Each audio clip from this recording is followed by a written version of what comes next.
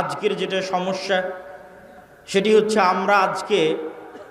আমি ছিলাম ঢাকা এবং আপনাদের শ্রদ্ধেয় ওস্তাদ শেখ আব্দুর রাজ্জাক বিন ইউসুফ তিনি ইংল্যান্ডের 20 দিনের সফর শেষ করে গতকাল শাহজালাল ইন্টারন্যাশনাল এয়ারপোর্টে রাতে অবতরণ করে রাজশাহীতে সকালবেলা পৌঁছেছে। আজকে তিনি রওনা দিয়েছেন রাজশাহী থেকে আপনাদের এই প্রোগ্রামে আসার জন্য, এই প্রোগ্রামের ওয়াদা রক্ষা করার জন্য। আর আমি রওনা দিয়েছি ঢাকা থেকে। আমাদের দুই গাড়ির মধ্যেই যোগাযোগ চলমান ছিল, আছে। ইতিমধ্যেই আমরা যখন হাটিকুমরুল অতিক্রম করে আপনার এই সিরাজগঞ্জ মোড় অতিক্রম করে যখন বগুড়া শেরপুর রোডে উঠেছি, তখন আমি ঘুম গেছি গাড়িতে।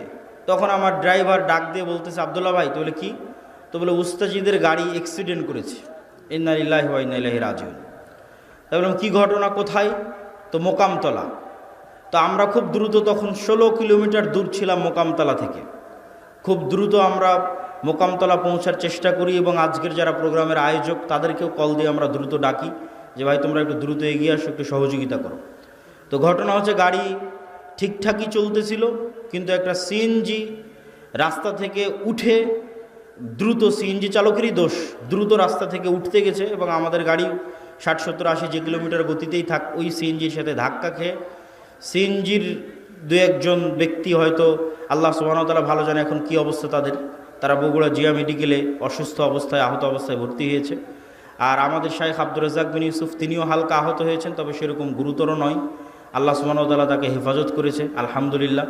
তবে আমরা তাকে সাথে সাথেই আমার যে গাড়ি ছিল সেই গাড়িতে করে আমরা তাকে ব্যাক পাঠিয়ে দিই এবং আমি সিএনজিতে করে, আমাদের একটা গাড়ি এখন যেটা অ্যাক্সিডেন্ট অবস্থায় আছে সেটা ট্রাকে করে রাজশাহী নিয়ে যাওয়ার চেষ্টা হচ্ছে।